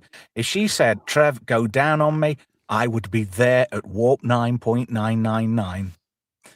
I would be faster than Tom Paris in Threshold. There is no threshold. I don't know what I'm talking about with Trek, you know? I don't know the minutiae at all. But you're right, no black contact lenses anymore. But she is fucking stunning. To be fair, I thought she didn't do a bad job with the material that she had to work with. True. She outshone everybody in this episode. I don't was it that I'm being biased at all because she looked gorgeous, but I tell you something, if my last words were I'm about to come and I sort of landed on the top of her, I would die a happy man. The Undertaker would struggle for fucking weeks trying to get the smile off my face. But there we go. He's got a spunky jacket and she's passing it back to him. What is it? Somebody's got a bit of a shoe fetish on Star Trek. Yeah, look at her space heels, man. I was just going to say. I'm getting a Saru vibe. Somebody's got like a fucking weird heel fetish going on. But she's got a cracking set of pins. This is her dad. The funny thing is, he's not listed in IMDb's listing for this episode. Is he not? No, there's only 11 people in the listing. So I'm not sure who he is, but he's a big analogy for Trump, because his part of the galaxy has got a wall, you know?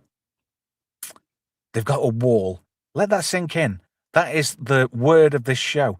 You're xenophobic because you built this big wall all around yourself, and you know your society is not very progressive because you're not open to other cultures. You've closed yourself off. You've become xenophobic. You're stopping people and you're destroying families. You're separating children. Blah, blah, blah, blah, blah, blah. It's like watching CNN. Yeah, this actor is named Anthony Natal, by the way. Mm-hmm. Dun, dun, dun, dun, dun, dun, but he's deaf, so they have a voiceover. His voice, that's not the actor's. Oh, right. I thought you were on about him from Deuce Bigelow. Dun, dun, no. The actor himself is deaf, and he has a voiceover. It's right there. Oh, the guy from Undercover Brothers in that, and he's funny as fuck. He plays his pimp, doesn't he, if you remember? Anyway, Starfleet Academy. Set a course for the coffee place. James T. Tech Pavilion. Can I just point out one thing? Yes. He's a betazoid. Yeah. Signing in American Sign Language. There are 300 versions of sign language on this planet alone. So I'm a bit confused as why he's using American Sign Language. Yeah. Why didn't they make their own up? And that's not counting all that 300. That's not counting all the fake ones that the scammers make up to get jobs. There we go. Old Cranky Gamer says, Undercover Brother. Now, that was a forgotten gem of a movie. I like that. And there must be something wrong with me because I like hot sauce and everything. You know? Anyway. Yeah, so Caleb is tasked with getting this lass moist, even though she can partially read his mind. She's wearing a neural inhibitor. Because she's a bit sensitive and I guess she's going to be like a Jean Grey type of thing. She'll take it off at some point during this season and she'll have this all-immense psychic power which can destroy things. What, like Kez in Star Trek Voyager? Or, you know, one of those Star Trek series that we don't watch. I like Voyager. Anyway. But we're not Star Trek fans. We obviously didn't watch Star Trek. Voyager, that's a space. That's Vija. No, I can't say that either. Damn. Get myself in a bit of a corner here. Yeah, we don't know shit about Trek. But anyway, Caleb's going to get Space Totty all nice and moist. She's giving him access to the Beta Z cartography files because he's looking for a planet where his mother is, and it's located the other side of this wall, you see, because Caleb was put into Federation foster care. He was separated by a wall. Now, can I point out that one of the planets that comes up in stellar cartography is Axanar, which I think is a bit of a kick in the teeth because Paramount and CBS sued the Star Trek fan film, Star Trek Axanar, in 2015 for copyright infringement. Yeah. You cheeky buggers. Isn't it weird she just carries all of the Beta Z classified information on a ring that she just walks around and takes? That was an access key. She got into it remotely from a terminal, didn't she? Well, to be honest, she's not much of a Betazoid at all because in the previous scene she says, "Oh my God," but there are 4 Betazoid deities and they tend to refer them as "thank the 4 deities," but definitely not a single god as such. You don't know shit about Trek. I don't know shit about Star Trek. You're saying despite them being all isolationists, did they actually have a VPN tunnel through the wall to Beta Z where they can just instantly access all of their top secret information? Yeah, Well, they've she got a can, thing 'cause called she's Not a the, Virgin Media. She's the ambassador's daughter. Of course she's got all the access codes. The ambassadors part. I miss Platoon. In fact, we ought to get Platoon on one time because I could do the old Ferrero Rocher jokes. The ambassadors' parties are well renowned. Monsieur, was your Monsieur Ferrero Rocher? You're really fucking me now. So anyway, yet again, this guy is just Trump, but a deaf version of. He's wagging his finger. We've got a wall. Jaden's like, why am I even in this shit? Oh yeah, for the money. Sam, who looks like... She doesn't look like Squirtle at all. I was kind of wrong there. She looks like a real-life version of Venusaur, I thought. Eyebrows, I don't know. There's nothing about this cast what stands out to me, you know? I'm hoping that Jaden is going to be like the ringer, you know? Well, it's going to be The something sleeper. involving rings. Yeah. Is he going to be like the comedy gold of this series? I hope he is, and I hope so for the people who are going to carry on watching this. Do we carry on watching this shit just so we can rip it every week? That's entirely up to you, Trev. I'm up for I don't it know. if you are. I'm going to leave that open to everybody in the chat. Chat, do you think we should carry on reviewing Star Trek Starfleet Academy? You know, just for the lols? Anyway, young lady here, Terima, she's got a thing about humpback whales, and all the humpback whales congregate in San Francisco, probably for a whale space bum. But Caleb takes her to go and see some whales, and she's enthralled. Can I just point out that these whales have obviously all descended from George and Gracie, so they're That's all right. inbred. Yeah. So I'm imagining these whales are a bit simple. They keep swimming around in circles. Yep, that's about right. They've molested several dolphins over the centuries. But it looks like the doctor's getting ding ding ding ding ding ding ding. Looks like he's had a bit of a wee. Come on, boy, wee. Do you think there's banjos involved there? Because that shot there looks like he's taking it hard from behind. Please state the nature of the medical emergency. Get me some Vaseline. He got space bombed. Anyway, this is condescending. He's doing like, what the fuck? This was like a bad take on The Fifth Element. You know? Anybody else get that? I got that vibe. Good one from Jay Goodwin. Is the Hollow Doctor giving himself a prostate exam?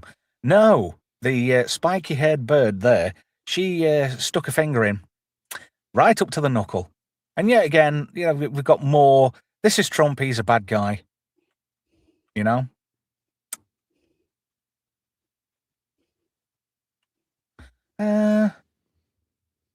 Okay, yeah, sorry. I'm just catching up with the chat there. Everybody kind of drifted off. Are we all okay? Are we getting hangry? No, I was catching up with the chat, so I wasn't. Yeah, really... me too. How big is a space whale's penis, says not Z3PO. I don't know. This is where she delivers the line, just, to the death. It's quicker. Iron Clash 81 says, whale CGI was weck.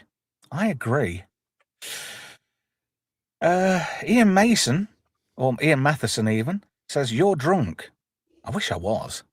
I'd probably, it would make this so much easier, wouldn't it? Wouldn't it? Oh, wow. Thank you. Melvin Deeply, who's chucked us a 2.5 pot knackers. Space, the final pot knacker. Hey, it's funny that we're all a bit off on the spelling department and grammar. Do you know, I might donate that $5, and buy somebody a book on grammar. Anyway, thank you, Melvin. You are very generous, sir. It's nice to know there are some generous people in the chat. Thank you. Anyway, this is like les on les here, isn't it? Yeah. You don't see a lot of Vulcans in this show either. There was one. What's going on with? Yeah, there was a teacher earlier. I think you only see one though. But since Vulcan is close to Earth, you would figure they would be all over the place. Collistan 42 says that episode of Voyager when the Doctor was stuck on that planet with faster time and lived a while, lived a lifetime, didn't he? So good now he's this. Yeah, that was a great episode actually. When 900 years old you reach, look as good you will not. Yeah, how did his holomatrix last all that time? Yeah, more Trumpisms, more I'm a person of colour and I'm going to poke your daughter. And she's like, yes, you are going to poke me. Get it in, boy. Oh, yeah, I like this dress. Good job from the costume department. Now, she'd have been Snow White in that certain Disney film that nobody talks of. I think it might have done better. That and a better script.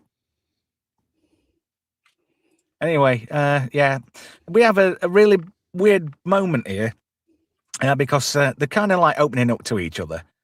And she's not dressed to tease a cockatoo there. She's a prick tease, isn't she? She knows, oh, hang on a minute, he's secretly...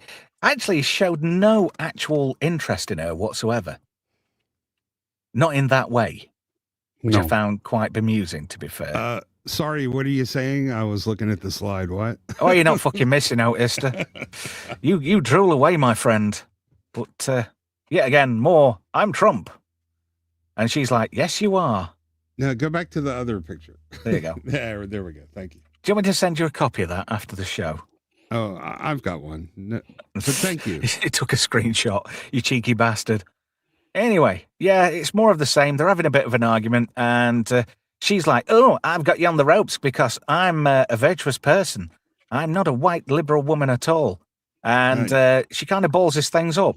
And then Caleb, he's got to go and convince her to get them back to the negotiating table to try and get the Betazoids to rejoin the Federation. Because the Federation just left them in the shit during the burn. The burn was like such a weak storyline. Yet again, they made a whole season out of MacGuffin bullshit. Yeah, well, they didn't know how to write real science fiction, so they had to create that so they could, give them some conflict. But, she has a brother who was completely kind of ignored through most of the show. Yeah. And then treated very, but he seemed decent enough. The entire resolution of this plot just sort of happens out of nowhere in a nonsensical way. It feels like they just ran out of time and had to wrap up the storyline. Yeah. Skyfire says, if this is set in the Kelvin verse, that would explain a lack of Vulcans. True. JC Starhawk says, yeah, I could see her as Snow White. Me too. Oh, this is interesting. Cartoon Man says, Message in a Bottle. Author, and Living Witness are fantastic Doctor episodes. Message in a Bottle is one of the best out there. Got Judson Scott in it, which is a bit of a callback to the Wrath of Khan. He was Joaquin, wasn't he? Of course he was. I shall avenge you. But unfortunately, it was let down by Andy Dick. Apparently, according to rumour, Andy Dick was arrested twice during the production of Message in a Bottle. Why? For touching people up in a bar and being coked up and being drunk and disorderly. You name it. Well, they just found him passed out in the streets of Los Angeles in an alley about a month ago. Did they? Yeah, they did. Yeah. Well, sounds about right. Dick by name, Dick by nature. But anyway, Supergirl Boss, she rescues this negotiation and makes the Betazoid president realized the error of his ways by building walls. And it's, oh, marvelous. No, you've done a fantastic job. You've come around. Have you noticed it's all about steering somebody away from their way of thinking? You don't want to think like that. You want to think like us as a collective. We're being socialist. I'll honestly, I freely admit, I don't believe in socialism. I believe in social responsibility, however. There is a big difference, And people say, oh, you're a bad person, Trevor. No. Ben Promo says, so Saved by the Bell in Space. Trash it. Too bad they couldn't have made a good show. Well, you can't say that. You've got to be open to new ways of thinking. Not Z3PO says, is Andy Dick still alive? Apparently so, but his liver died 6 years ago. Yeah. His liver's dead. Can somebody explain to me how they wrapped up this plot, like how it resolved so neatly and cleanly after they were ready to walk out and leave? Right. Nala Ake made him realize what a bad person he was by building walls and being xenophobic and not being open. How did she do that in 2 sentences, though? What did she say that was so compelling? I didn't... Well, she told him what a bad person he was for being white, male, and toxic. And So it she was said, basically one of those. It says, you better respect my authority. There we go. That's what she did. And it revolves around every end of the last 2 episodes have ended the same. She's with Caleb, and she's just basically, girl bossing him. And, you did a good thing. Technically, she got him to be a perv. Go and chat that lass up and get her to bring her dad round to our way of thinking. You infiltrate, their way of life by implanting our thoughts. There we go. Graham says in the chat, she didn't say anything. She signed some bollocks. There we go. What's this? Old cranky gamer. By the way, as a military veteran, thank you for your service. The fact that old women are in Starfleet is unrealistic. 90% of women leave right at retirement, 40 years old, or before due to pregnancy. True. That doesn't include the Surgeon General, though. Ironclad rightly says, right, Ironclad's right here. They made the concession of having the new Starfleet headquarters be on Beta Z rather than in Paris, where it had always been, apparently. So there you go. Oh, dear. And that's all they needed to get rid of, 150 years of xenophobia? Yeah, pretty much. They basically said, look, we'll give it your way, but you're secretly coming round to our way of thinking. Interesting here. Perhaps a worth of mint. I don't get the joke. I obviously missed that. Oh. There we go. Just to get this one. People forget that Europe has a few good examples of walls and fences. I don't know. Oh, dear. So do the really nice parts of LA where all these people live. Right. Just to clarify this, because I know fuck all about Trek. Old Cranky Gamer says, was it Paris? Thought it was San Francisco, or did they change the last few series? No, the Federation president and the Federation headquarters was in Paris. Starfleet and Starfleet Academy were in San Francisco. There we go. Just thought I'd put that one to bed. Wow, this has been a fucking epic slog. I don't know about you guys.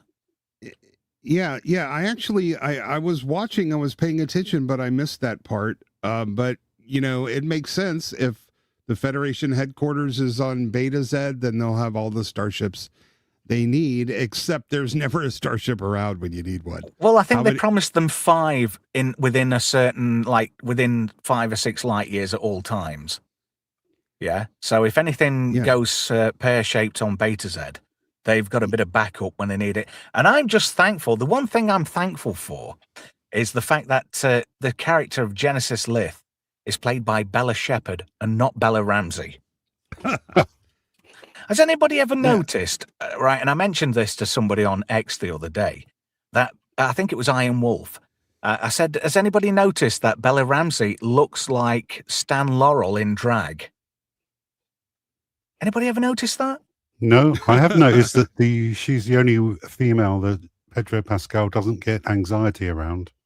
Oh, that's funny, that. Hey, we've got a new channel member, which means I'm going to have to update the titles next week. Old Cranky Gamer became a YouTube member. Thank you for that. Thank you very much. Wow. Yeah, why is there a shortage of ships to begin with when they can simply replicate all the ones that they need? But it's a convenient plot hole. They didn't think about that in the writer's room. They just chucked a load of shit at a whiteboard, and whatever stuck, they went with it. And depending on how many sycophants went, oh, Alex, that's marvelous. 23 producers, 10 million budget. Oh, marvelous. That is some gravy train. How can they explain all that money away? I hope they've got a good accountant. But you can tell this is, erring to the side of left when you've got Stephen Colbert as the digital dean of Starfleet Academy. A plethora of lesers, and a very DEI diverse cast. I never used to go on about shit like that at all, but this has kind of got my dander up, to be fair. Again, Graham did mention this to me earlier, 2 million per episode on food. Let me guess. I know exactly who's eating that. Oh, Lieutenant Lesar or Les Greggs. Les Greggs, that's it, Nazi. Lieutenant Les Greggs. Yeah, that'll do for me. Oh, definitely. 2 million on food. I noticed we didn't see any representatives from all the other member planets of the Federation. Where are they? What about the non-oxygen breathers? You know, where are the Tellarites? Yeah. Where were the Klingons? Well, I wonder where the Romulans were, because the Romulans in the Picard universe became a part of the Federation, didn't they? Yeah, well, Oded Fair is going to have to move to Beta Z now because, his job is moving. I mean, there are loads of planets within the Federation, and you don't get to see even a fraction of them in this. There's loads of plot holes in the secret hideout writers' room. Yeah, so they're just going to move the headquarters of their entire Federation to a place hidden behind a wall that they haven't had any contact with in 150 years. But there's no wall now. The wall's coming down. They're going to let anybody in. You know, that's the whole point. If you don't let people in, if you bring down your walls and your borders, and you're open to all these possibilities that other people can bring in, you know. So the solution to this was just basically going, don't be racists. Yeah, they would have been better off, allowing the concessions they initially asked for.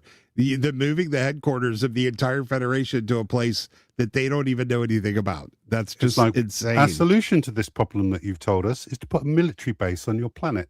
Okay, yeah, that'll work. But Starfleet's not a military organization. They're scientific and exploration. Sure, Jan. Yeah. They just have weapons to protect themselves while they're out there. Oh dear, pardon me. And on that note, I want to thank everybody in the chat. Welcome Old Cranky Gamer to the channel, who's now got a World of Sport logo. If you know, you know. You're not on your own, Nazi. That's you, Cranky Gamer, and Paul Dickinson.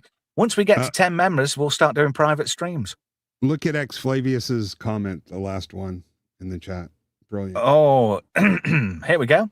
Flav says, an open immigration policy, because that never ends badly. No, it doesn't. No. You have to let all those engineers, doctors, and scientists in. They enrich our society and culture. And if you think anything other than that, we'll send the Starmer troopers around. Can you imagine next season, in season 2, all of the daycares that are going to open up on Beta Z? or the Leering centers. Yes. You've got to have a Leering center or two. Anyway, time to wrap up. Thank you, Ista. Thank you, Z. Thank you to everybody in the chat. And I'm looking forward to Tuesday's Just Great Movies. I'm doing an absolute belter of a bad, good movie that's crap, but also good at the same time. Thank you. What happens when you've got a big budget, a big cast, a great script, but crap marketing? You end up with Free Jack. Next Tuesday, we take you back to 1992. Time-traveling shenanigans with Emilio Estevez, with a bit of help from Anthony Hopkins, Mike from Breaking Bad, Rene Russo, and Mick Jagger. See you next Tuesday from 9.